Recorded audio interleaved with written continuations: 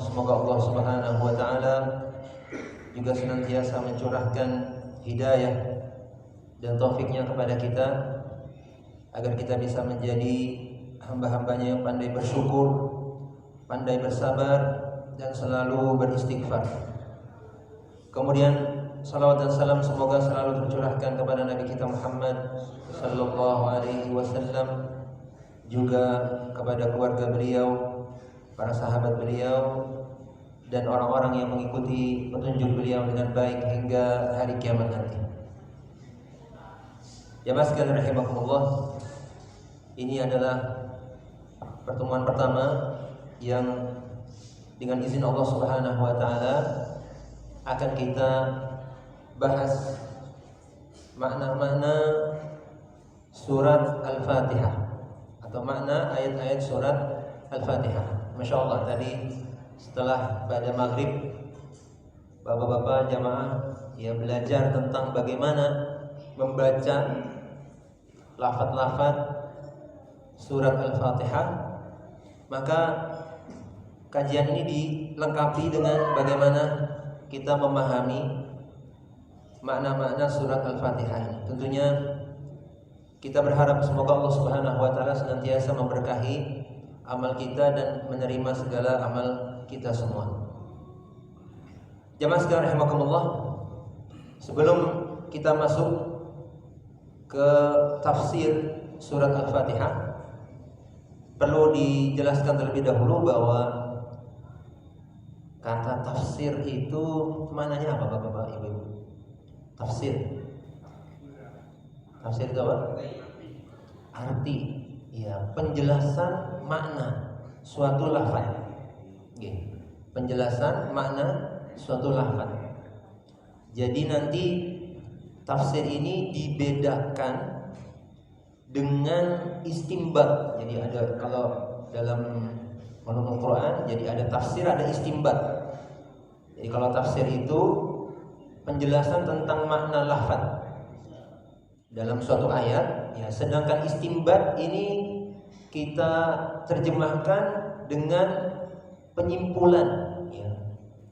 Penyimpulan entah itu suatu hukum, ya.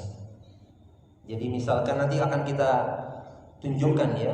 Misalnya saja dalam ayat pertama, Alhamdulillahi Rabbil Alamin. Tafsirnya, makna lafadznya adalah segala puji bagi Allah Rabb alam semesta. Ini tafsirnya. Nah, jamaah sekalian rahimakumullah, sebagian ulama menjelaskan bahwa dari ayat ini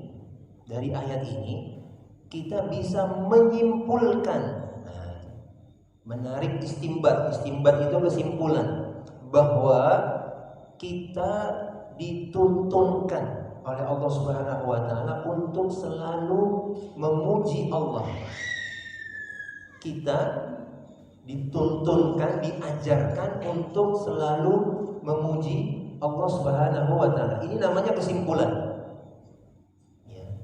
Jadi dari mana kita tahu bahwa kita diajarkan untuk memuji Allah? Kan dalam ayat ini tidak ada perintah apa? Pujilah Allah, enggak. Tapi kita bisa menarik kesimpulan ini dari apa? Dari penjelasan bahwa Allah Subhanahu wa taala memuji dirinya sendiri. Maka tentunya kita sebagai makhluknya, sebagai hambanya, diajarkan juga untuk selalu memuji Allah. Jadi di sini ada perbedaan antara tafsir, ya, dan istimbat. Nanti akan bermanfaat pembedaan ini ketika misalkan Bapak Ibu membaca, misalnya ada buku tafsir itu kan sampai berjilid-jilid, ya. Buku tafsir itu ada yang berjilid-jilid. Sebenarnya di dalam buku-buku tafsir itu, ya, tidak hanya berisi tafsir. Tidak hanya berisi tafsir. Kalau cuma berisi tafsir saja, penjelasan makna lafaz ayat-ayat Al-Quran, maka bisa sangat ringkas sekali. Sangat ringkas sekali, tapi kok bisa berjilid-jilid? Nah, isi buku itu tidak hanya berisi tafsir, tapi juga berisi apa? Tadi istimbat. kesimpulan-kesimpulan para ulama dalam masalah akidah, kesimpulan para ulama dalam masalah fikih, dalam masalah akhlak, sehingga sampai apa? Berjilid-jilid. Nah itu. Ini sebagai apa namanya? Sebagai tambahan ya pemahaman untuk kita semua. Kemudian jemaah rahimakumullah, poin pertama yang perlu kita bahas, tentunya sebelum membaca Al-Quran, yang perlu kita baca terlebih dahulu apa jemaah? Ta'awudz dulu. Nah, berarti kita perlu bahas dulu nih, ya, ta'awudz. Jadi lafadznya bagaimana? A'udzu billahi minasyaitonir rajim. Nah, kira-kira Bapak sudah paham nggih maknanya ya? A'udzu, saya berlindung. Billah, kepada Allah. Ya. Minasyaiton, dari syaitan. Ya. Ar-rajim, yang terkutuk. Aku berlindung kepada Allah dari, biasanya ada tambahan godaan. Nah, nanti kata-kata godaan ini biasanya nanti di dalam kurung. Kenapa? Karena lafadznya sebenarnya langsung dari syaitan. Nah gitu. Jadi jamaah sekalian rahimahullah, ini penting sekali kita ketika misalnya membaca terjemahan, ada kata-kata tertentu itu yang ditaruh di dalam kurung. Itu artinya bahwa kata yang di dalam kurung sebenarnya tidak termaktub di dalam bahasa Arabnya, dan itu bukan bagian dari lafaz Al-Quran. Jadi kita perlu membedakan mana yang memang terjemahan itu dari lafaz yang termaktub di dalam ayat Al-Quran, mana kata ya makna yang tidak termaktub lafadznya di dalam suatu ayat. Jadi ini bentuk kehati-hatian para ulama kita. Jadi aku berlindung dari kepada Allah dari syaitan, tapi dalam kurung dari godaan syaitan yang terkutuk. Jamaah sekalian, tentunya kita perlu mengawali bacaan Al-Quran kita dengan ta'awudz ini. Karena apa? Karena tentunya syaitan adalah musuh kita yang mereka bisa lihat kita, tapi kita nggak bisa lihat mereka. Seperti itu. Kalau musuh yang kelihatan gampang ngelawannya. Dia sudah mendekat, kita sudah pasang kuda-kuda gitu kan ya, sudah siap-siap. Tapi kita nggak ngerti syaitan ini kapan menggoda kita, kapan membisiki kita, kapan mau menjerumuskan kita kadang-kala lengah. Ya, kadang-kala lengah. Maka jamaah sekalian rahimakumullah, disinilah kita perlu menyadari kelemahan diri kita sebagai hamba Allah, dan juga menyadari kekuatan Allah Subhanahu wa taala. Jadi dalam menghadapi musuh yang seperti ini, ya tentunya tidak ada pertolongan yang bisa kita mintai kecuali pertolongan dari Allah Subhanahu wa taala. Dan jemaah sekalian rahimakumullah, perbaikan manusia ya tentunya diawali dari apa jemaah? Kalau kita misalnya mau mendidik seseorang ataupun mendidik diri kita sendiri, maka yang pertama kali perlu kita perbaiki apanya dulu? Ya, akidah, keyakinan, terutama saya membahasakan pikiran. Jadi kalau pikirannya ini sudah betul, sudah lurus, maka tentu perilakunya, tindakannya juga akan lurus.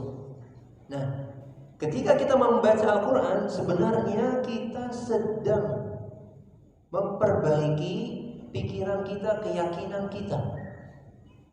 Dan disitulah awal perbaikan kita. Maka jamaah sekalian rahimakumullah, tentunya di saat-saat seperti ini syaitan tentunya ingin mengalihkan kita dari makna-makna Al-Quran itu.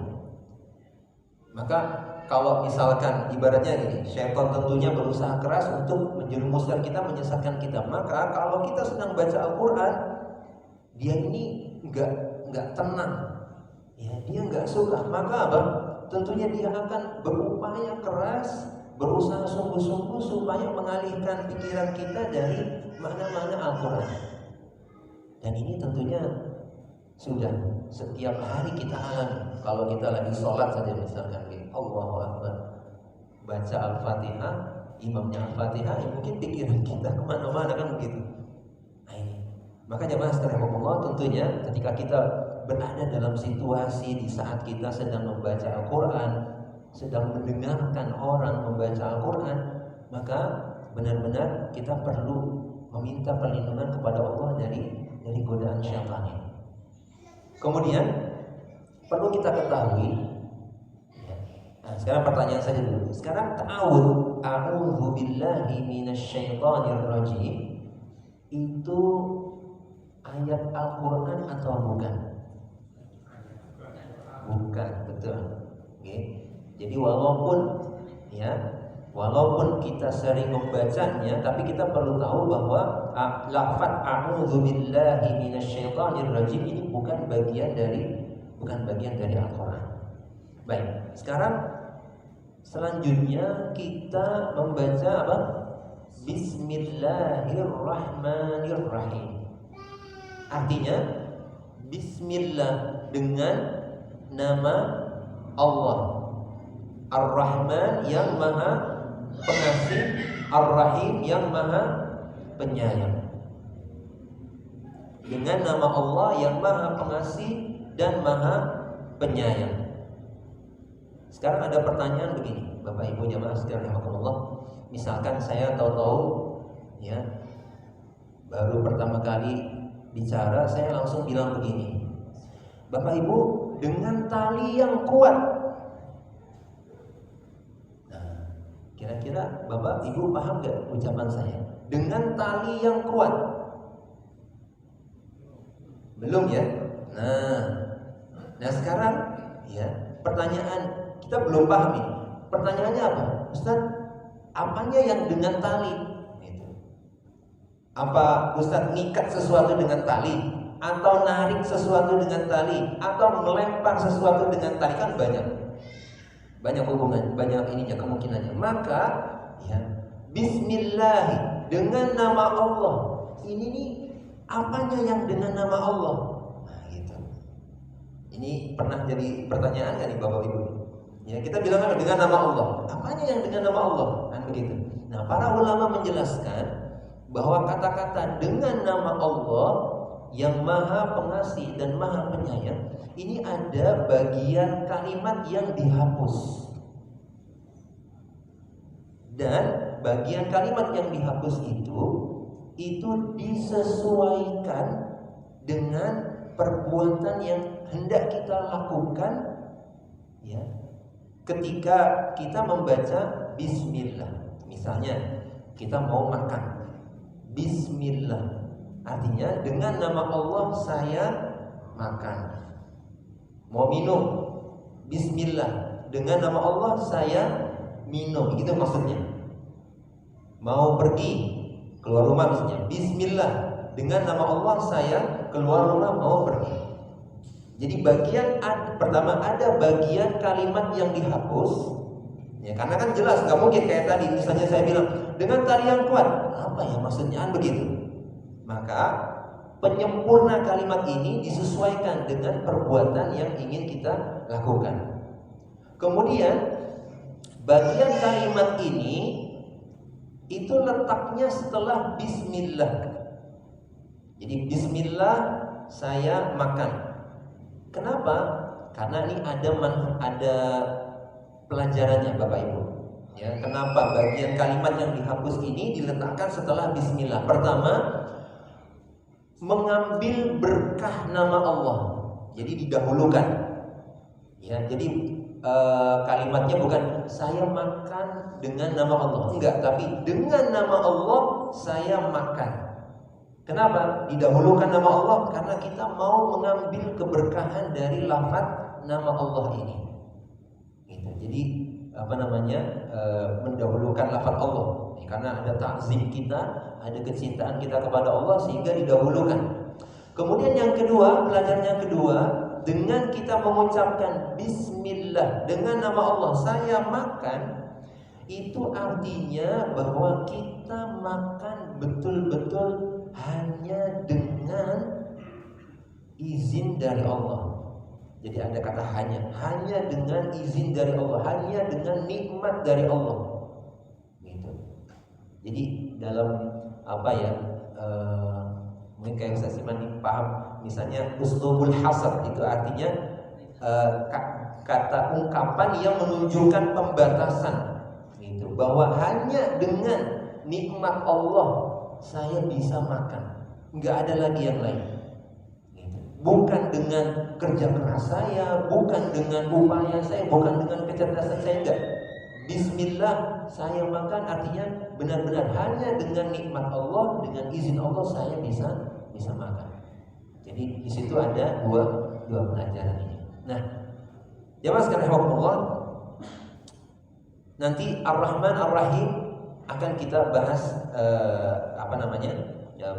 selanjutnya ya, karena nanti akan terulang. Baik, sekarang pertanyaannya, karena kita sedang membahas surat Al-Fatihah. Nah, ini ada perbedaan pendapat di kalangan para ulama Bapak Ibu tentang bismillah ini. Ya. Kalau a'udzubillahi minasyaitonirrajim itu disebut dengan lafaz ta'awud atau isti'azah, kan begitu ya. Kalau bismillahirrahmanirrahim sebutannya apa? Basmalah. Ya, basmalah. Ini kayak takbir itu Allahu Akbar. Tahlil la ilaha illallah.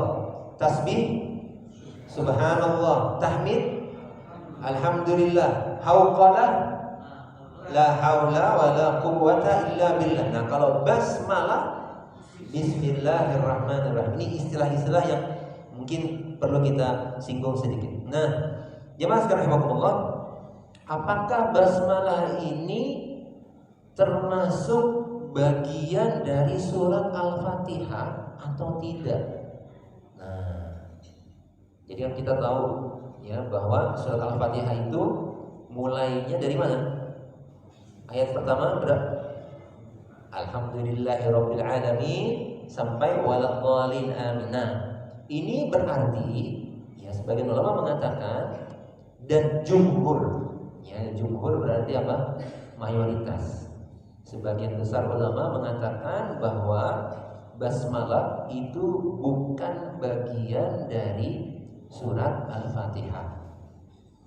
Ya, karena bukan bagian dari surat Al-Fatihah, maka ya konsekuensinya ketika membaca surat Al-Fatihah dalam sholat, basmalahnya tidak dinyaringkan, gitu. Karena apa tadi? Mengambil pendapat yang mengatakan bahwa basmalah bukan dari Al-Fatihah, gitu.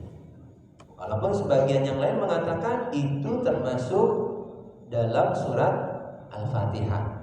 Ya, jadi ini memang perbedaan pendapatnya sejak dulu lama. Jadi maksud saya kita nggak perlu berpanjang-panjang ya, mana yang paling rajih, mana yang paling kuat, yang mana nggak penting.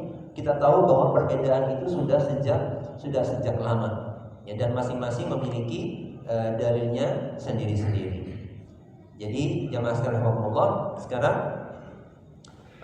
kita masuk ke, setelah kita bahas ta'awud dan basmalah, kita masuk ke surat Al-Fatihah.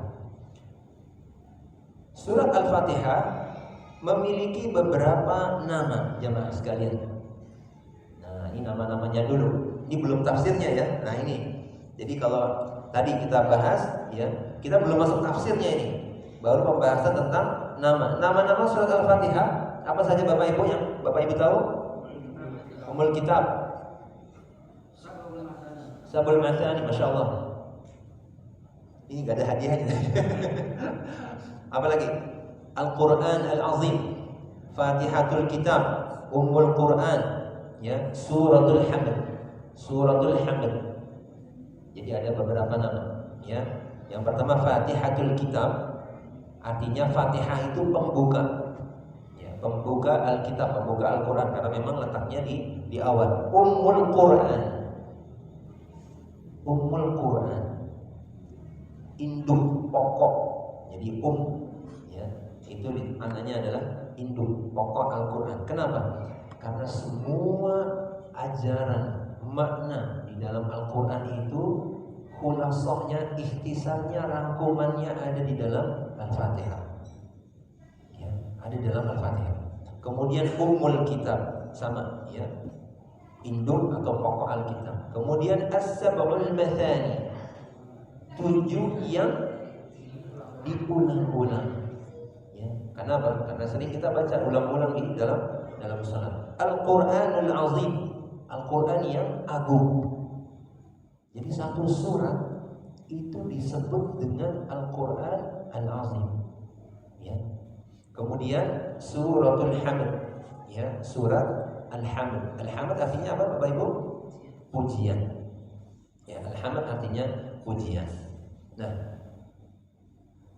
berikutnya setelah kita mengetahui nama-nama surat Al-Fatihah, kita perlu juga mengetahui keutamaan, fadhail. Keutamaan surat Al-Fatihah yang pertama adalah bahwa dia merupakan cahaya yang hanya diberikan kepada Nabi Muhammad sallallahu alaihi wasallam. Dalam sebuah riwayat dari Ibnu Abbas radhiyallahu anhu, beliau berkata, suatu ketika Jibril duduk bersama Rasulullah sallallahu alaihi wasallam. Kemudian Rasulullah sallallahu alaihi wasallam mendengar ada suara, ya, suara dari atas beliau. Maka kemudian Jibril, ya, menjelaskan ini ada pintu langit yang terbuka. Maka pintu itu hanya baru dibuka hari ini, belum pernah dibuka sebelumnya. Kemudian turun dari pintu itu, ya, seorang malaikat, dan ia berkata, ya, Jibril mengatakan, hadza malakun nazala ilal ardh. Wahai Muhammad, ini ada malaikat turun, ya, ke bumi. Dia tidak pernah turun sebelumnya, ya, kecuali baru hari ini. Kemudian malaikat itu mengucapkan salam kepada Rasulullah SAW, dan dia berkata, wahai Rasulullah, abshir bi nuraini utitahuma lam yu'tahuma nabiyyun qablak. Bergembiralah engkau dengan 2 cahaya yang diberikan kepadamu, belum pernah diberikan kepada Nabi sebelummu. Apa 2 cahaya itu? Yaitu yang pertama Fatihatul Kitab, surat Al-Fatihah ini, dan bagian ayat-ayat terakhir surat Al-Baqarah, ya. Jadi ini menjadi keistimewaan, ya, salah satu keistimewaan surat Al-Fatihah. Kemudian yang kedua, orang yang membaca surat Al-Fatihah sebenarnya dia sedang berbincang-bincang dengan Allah Subhanahu wa taala. Kenapa? Karena ada sebuah riwayat di mana Rasulullah sallallahu alaihi wasallam, ya, menjelaskan bahwa Allah Subhanahu wa taala pernah berfirman, qasamtus salata baini wa baina 'abdi nisfain. Aku membagi salat. Di sini lafadznya salat. Qasamtus salata. Aku membagi salat menjadi 2 bagian. Di sini disebutkan salat, tapi yang dimaksud apa, jemaah? Al-Fatihah. Kenapa disebut Al-Fatihah disebut salat? Karena kalau nggak baca Al-Fatihah, salatnya nggak sah. Nah, ini. Jadi ini bahasa Arabnya seperti itu, jemaah. Jadi ada kadang-kadang nggak menyebutkan sesuatu secara langsung, tapi disebutkan apa? Sesuatu yang sangat berkaitan erat dengan sesuatu ini. Aku membagi sholat, maksudnya aku membagi sholat Al-Fatihah itu 2 bagian.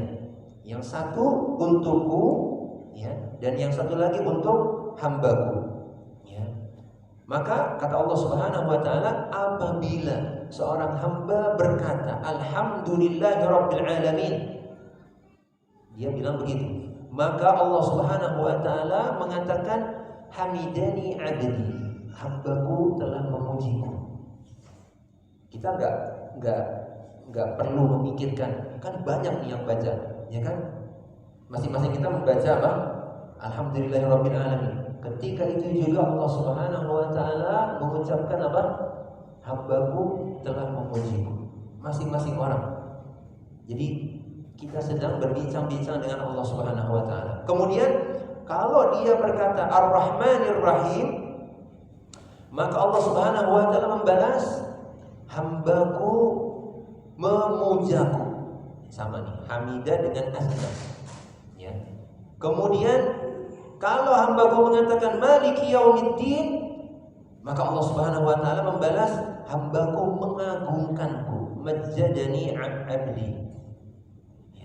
Kemudian kalau hambaku mengatakan iyyaka na'budu wa iyyaka nasta'in, hanya kepadamu lah kami menyembah dan hanya kepadamu lah kami meminta pertolongan, Allah Subhanahu wa taala membalas ini adalah batas antara bagian yang untukku dan bagian untuk hambaku. Jadi di bagian ini nih, ya, pembatas pertengahannya.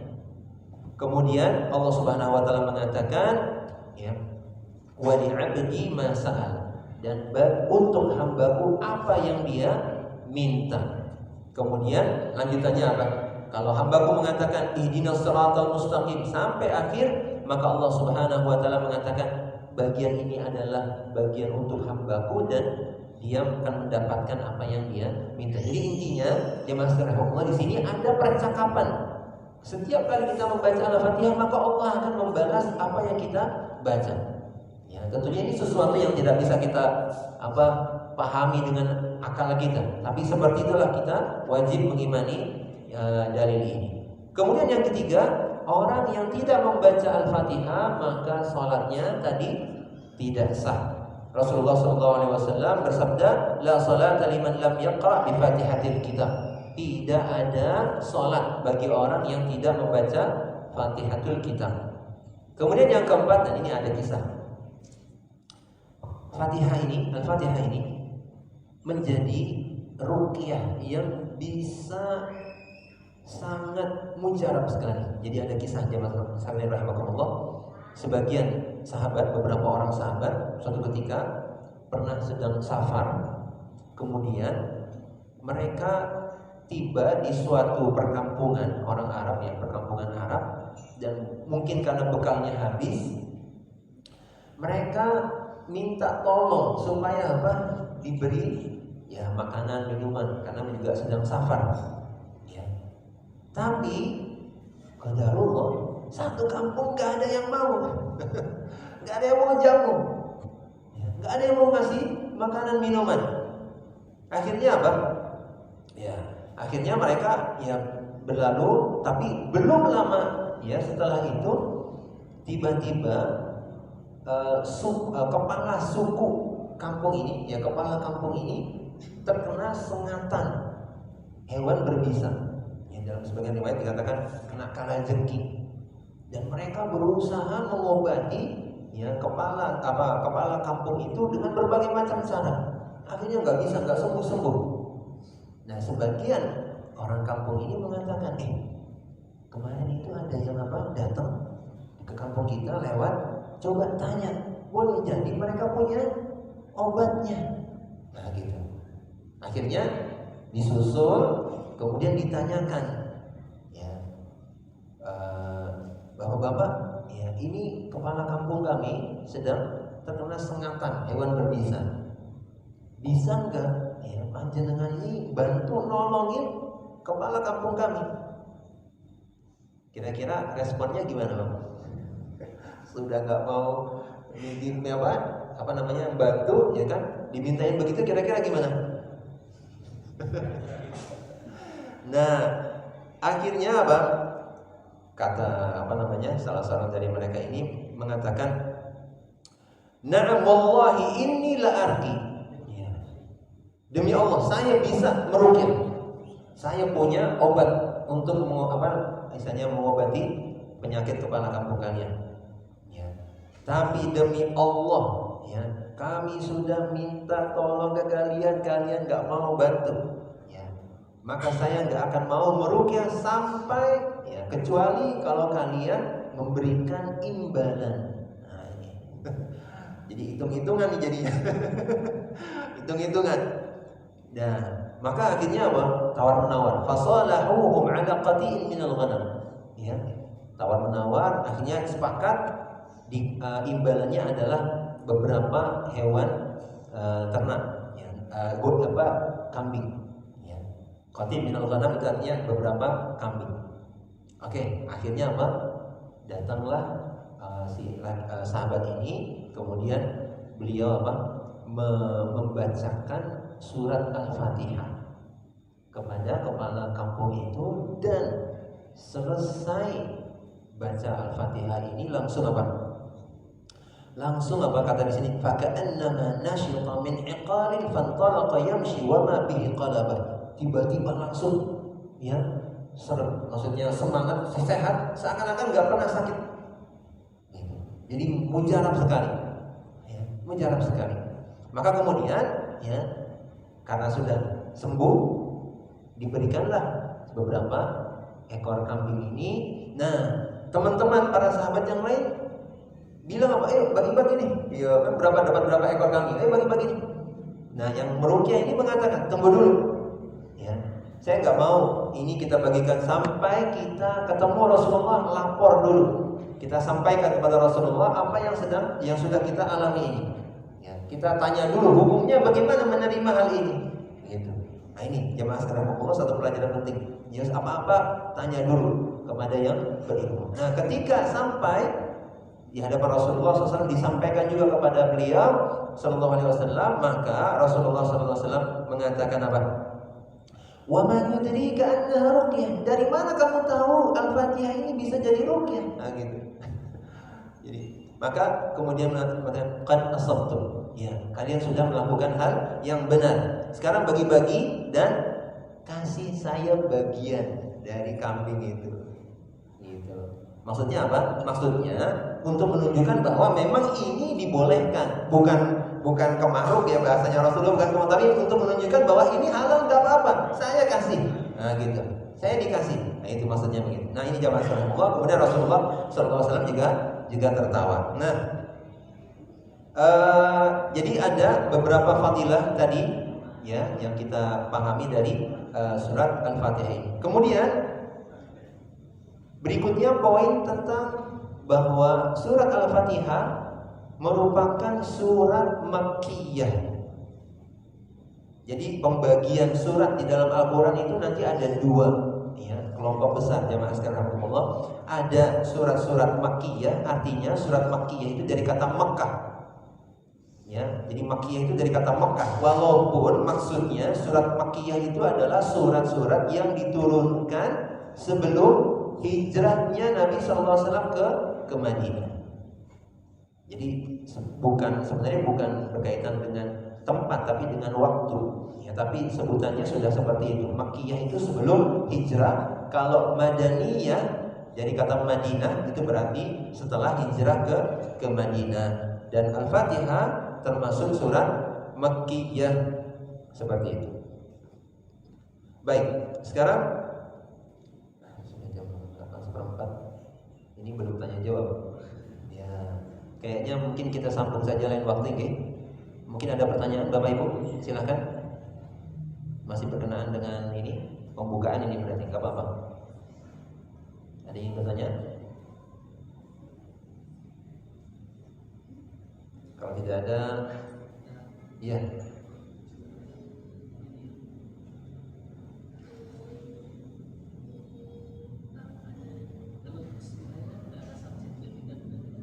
Ye, ambilnya. berat. Terus gimana? Gekan.